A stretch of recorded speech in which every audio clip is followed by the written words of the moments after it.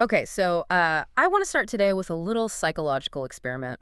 I'm going to ask you, listening right now, to just kind of clear your mind for a second. I'm ready.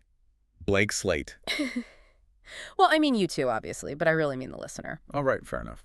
I'm going to say a phrase, and I want you to catch the very first image or word or feeling that flashes in your brain. Don't self-edit. Just catch it. Ready? Go for it. The F word. Okay. I think I know where 99% of our brains just went. Yeah. It's 4 letters. It rhymes with truck. And if you say it on daytime television, you're going to get a very angry letter from the FCC. Exactly. It is the nuclear option of the English language. It's the heavy hitter, the ultimate profanity.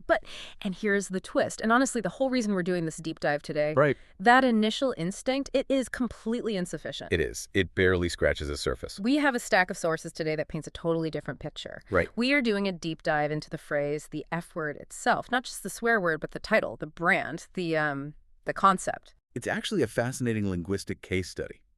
Because what we are looking at isn't just a euphemism for a dirty word. Wow. We're looking at a data set that tracks how that specific phrase, the F word, has been co-opted and recycled by almost every corner of our culture. It really has. We've got data here covering film, high-stakes television, feminist theory, punk rock, and even computer science. Which is the one that really threw me for a loop.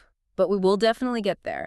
The mission today is to figure out why this specific placeholder is so powerful. Why do we use it to signal everything from food to family? It's a journey through ambiguity. We're going to see how a phrase designed to hide something actually ends up revealing what we're most afraid of, or what we value the most. So buckle up. We're going on a journey that's going to take you from Gordon Ramsay's kitchen to Daniel Radcliffe's love life, through feminist blogs, and all the way down to obscure programming pointers. Let's get into it. So to start, we have to ground ourselves. We need a baseline here. When we look at the source material specifically, the definitions provided, what are we technically dealing with when we say the F word? Well, the primary definition found in the sources is pretty straightforward, but the nuance is important. The F word is defined as a euphemism for controversial words, beginning with the letter F. Right. And while the source notes that this is particularly used for the word fuck, it also explicitly points out that it's used for other slurs, such as faggot. Yeah.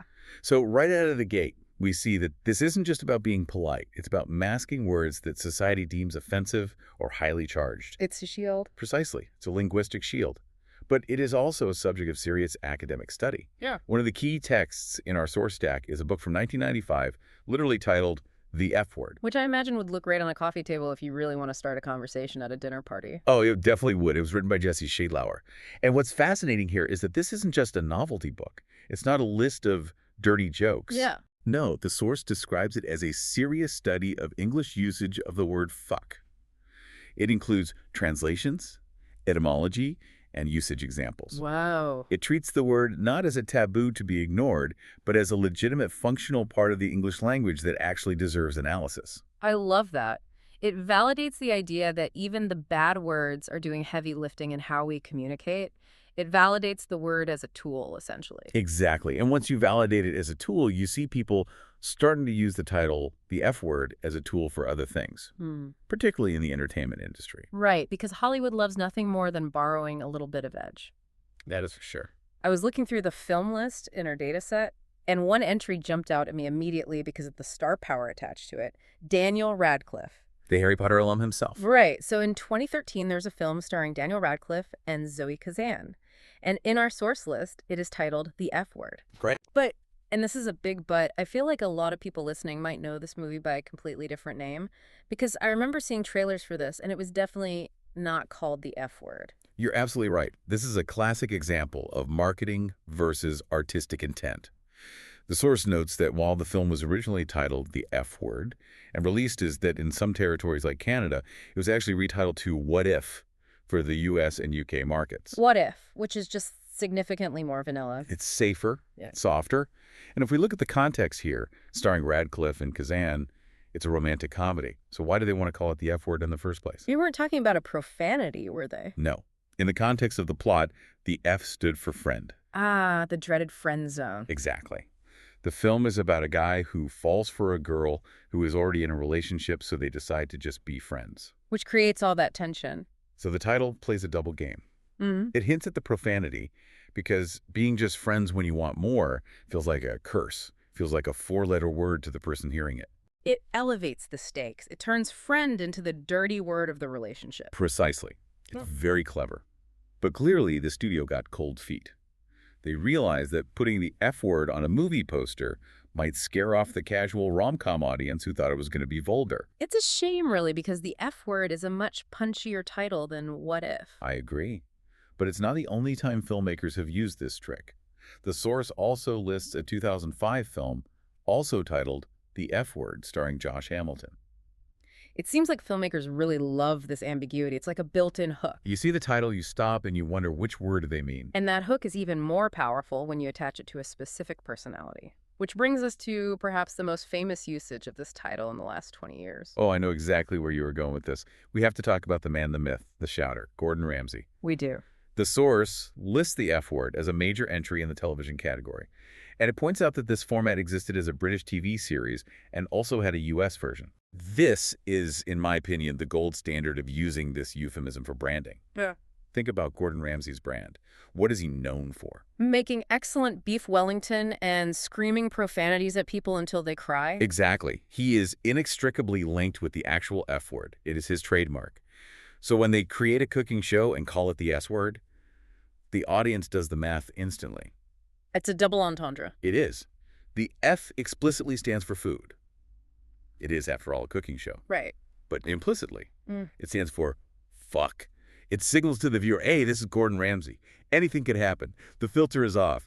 It turns his reputation into a marketing asset without technically putting a swear word in the TV guide. That is brilliant. It's like they're winking at us. We know that you know that we know. Precisely.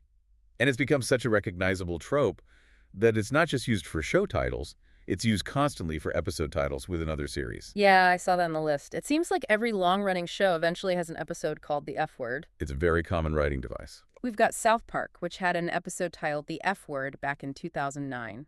And knowing South Park, they probably pushed the boundaries of which F word they were discussing and who gets to use it. They love deconstructing the language itself. Oh, absolutely.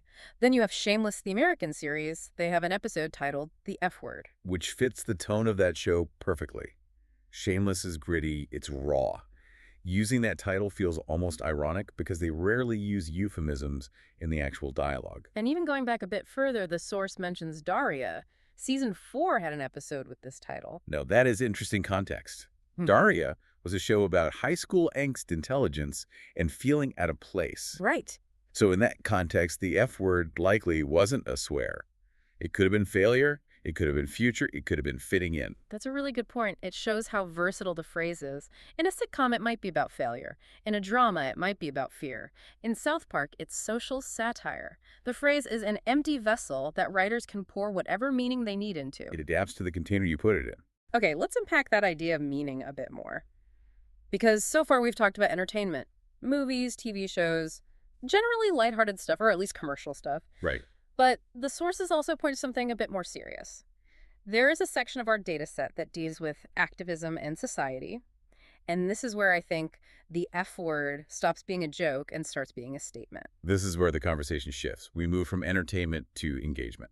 So first up, there is a listing for a blog called the F Word. Yes, a UK-based publication. And the source describes it as a feminist blog. So in this context, the F word that is being alluded to isn't a swear word. It is feminism. Which implies something really interesting about how that word is perceived. Why frame feminism as the F word? The sources suggest it's because feminism is treated by society, Yeah. or at least by certain parts of society, as a dirty word, as a word that makes people uncomfortable, a word that is unspoken in polite company. Well, like if you bring it up at a dinner party, you're ruining the mood just as much as if you started screaming profanities. Exactly. And to be clear, we are just reporting on how the blog uses the title here. By adopting the title The F Word, the blog is highlighting that societal stigma and reclaiming it. They are saying, yeah, we're talking about the thing you're afraid to bring up. We are leaning into the controversy. It frames the topic as controversial and necessary.